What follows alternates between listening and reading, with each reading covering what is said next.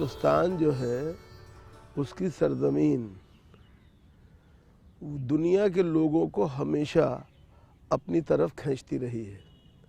اس سرزمین میں ایک مقناطیسی کشش ہے، اور یونانی بھی آئے اور ایرانی بھی آئے اور سب آتے رہے۔ جب یہ آئے تو ظاہری بات ہے کہ مقامی زبان سے وہ پوری طرح واقف نہیں، پوری طرح کیا بالکل واقف نہیں تھے۔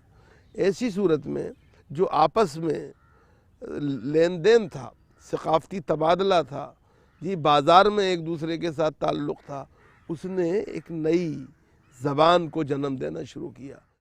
خانقاہ وہ جگہ تھی جہاں پر کہ ہر مذہب کے لوگ، ہر علاقے کے لوگ، ہر زبان بولنے والے آ رہے تھے، اور صوفی وہاں پر ایک محوری اور مرکزی شخصیت کا رول ادا کر رہا تھا۔ دیکھیے، اردو جیسے کہ اس لفظ سے ظاہر ہے، اس کے معنی ہے لشکر، اور لشکر میں مختلف قوموں، مختلف رنگوں، مختلف نسلوں کے لوگ ہوتے ہیں۔ اسی طرح سے اردو میں مختلف زبانوں کے لفظ شامل ہیں، لیکن یہ خالص ہندوستانی زبان ہے، ہندوستان میں پیدا ہوئی ہے۔ یہ کہا جاتا ہے عام طور پہ کہ اردو ایک زبان بھی ہے اور ایک تہذیب بھی ہے۔ زبانیں، ہمارا ملک جو ہے وہ تو زبانوں کی تجربہ گاہ کہا گیا ہے، لیبورٹری آف لینگویجز۔ تو اتنی زبانیں تو کسی ایک ملک میں مشکل سے آپ کو ملیں گی، اور اس سے یہ پتہ چلتا ہے کہ ہمارا مزاج کیا رہا۔ ہمارا مزاج رہا ایسیمیلیشن کا، چیزوں کو ملانے کا، جوڑنے کا۔ مسلمان آئے یہاں 11ویں سینچری اے ڈی میں، ان کے آنے کے ساتھ ظاہر ہے کچھ نئی زبانیں آئی تھیں یہاں، ٹرکش، عربک، پرشین، یہ ان کی زبانیں تھیں۔ مسلمانوں سے پہلے بھی لوگ آئے اور ان کے بعد بھی لوگ آئے، لیکن کسی نے اسے اپنا وطن نہیں بنایا تھا۔ مسلمانوں نے آ کر کے اس دیش کو اپنا وطن بنا لیا، اس ملک کو اپنا وطن بنا لیا۔ یہاں کی زبانوں سے انہوں نے بہت کچھ سیکھا، اور یہاں کی زبانوں کو انہوں نے بہت کچھ سکھایا۔ چنانچہ رام چرت مانس تک میں آپ کو ٹرکش اور پرشین اور عربک ورڈز کئی سو مل جائیں گے آپ اس طریقے سے۔ اور شاعری میں جو ہمارے یہاں کلاسیکی اصناف پہلے سے موجود تھی، جن کے اثرات اردو پہ پڑے، فارسی شاعری پہلے سے یہاں موجود تھی، عربی کے اثرات فارسی پہ موجود تھے اور یہاں کے ادب پر بھی موجود تھے۔ سنسکرت کے بہت پرانی زبان ہے، اس کا لٹریچر بہت رچ ہے، اس کے اثرات بھی یہاں تھے۔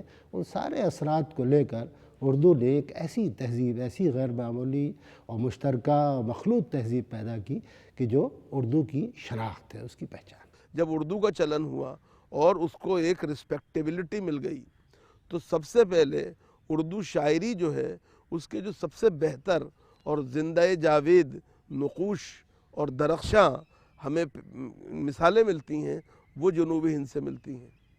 قلی قطب شاہ کو ہم پہلا صاحب دیوان شاعر مانتے ہیں۔ دیکھیے، اردو زبان کے کئی شیڈز ملتے ہیں۔ ایک شیڈ تو وہ ہے جو آپ نے کہا، شاعروں کی زبان الگ ہے، الگ بھی ہے اور ملی جلی بھی ہے۔ اردو میں اس طرح کی زبان بھی شاعری میں آپ کو بہت ملے گی، جو ہماری روزمرہ زندگی، دن پرتی دن جو ہم جس بھاشا کا استعمال کرتے ہیں، بول چال کی زبان سے، جیسے مثال کے طور پر اگر ہم کہتے ہیں کہ دل ناداں تجھے ہوا کیا ہے، آخر اس درد کی دوا کیا ہے، ہم ہیں مشتاق اور وہ بیزار، یا الہی یہ معذر، یہ تو بول چال کی زبان ہے۔ لیکن وہیں غالب کے ہاں مشکل زبان ہی ملے گی، پرشینائزڈ عربیسائزڈ زبان جو ہے، اس کے نمونے بھی مل جائیں گے۔ اردو مسلمانوں کی زبان نہیں ہے۔ کیرالہ میں رہنے والے مسلمانوں کی زبان ملیالم ہے، ویکم محمد بشیر ملیالم میں لکھتے تھے۔ تمل ناڈو میں رہنے والوں کی زبان، مسلمانوں کی زبان تمل ہے۔ تو آپ دیکھیں، پورے ہندوستان کی جتنی علاقائی زبانیں ہیں، کھیتری لینگویجز، بھاشائیں جو کہلاتی ہیں، ان سب میں مسلمان جو ان علاقوں میں رہتے ہیں، ان کی زبانیں وہ ہیں، اردو نہیں ہے۔ تو اردو زبان تو ایک علاقے میں کہنا چاہیے، اور پھر اس کے بعد یہ زبان اپنے مزاج کی وجہ، چونکہ یہ ایک کہنا چاہیے کہ اوپن لینگویج تھی، اس کے دروازے کسی کے لیے بند نہیں، کسی زبان کے لیے بند نہیں رہے، مل جل کے کھچڑی ہے ایک طرح کی۔ دو دنیا کی دو بڑی تہذیبیں، ایک انڈو اسلامک تہذیب اور دوسری کہنا چاہیے کہ انڈین سویلائزیشن، جو اینشنٹ انڈیا، پراچین بھارت سے جس کو ہم ایسوسیٹ کرتے ہیں۔ ان دو تہذیبوں کے ملنے سے یہ تہذیب بنی ہے، اور یہی وجہ ہے کہ آپ یہ دیکھیں، مسلمانوں ہندوؤں نے مل کر کے اس زبان کا جو علمی سرمایہ ہے، اس میں بھائی بھاگوت گیتا کے، رام چرت مانس کے کتنے ٹرانسلیشنز ہوئے ہیں اردو میں۔ لبرلزم اپنے آپ میں ایک بڑی سریلی اور میٹھی چیز ہے۔ تو اس زبان کا چونکہ سارا معاملہ ہی یہ رہا، ایک دوسرے سے ملنا، ایک دوسرے کے لیے کھلا رہنا، ایک دوسرے کے سامنے کسی طرح کا دائرہ نہ کھینچنا، ایک دوسرے سے ملنا، تو یہ ساری چیزیں جو ہیں، انہوں نے اردو کو ایک دلچسپ اور میٹھی زبان بنایا۔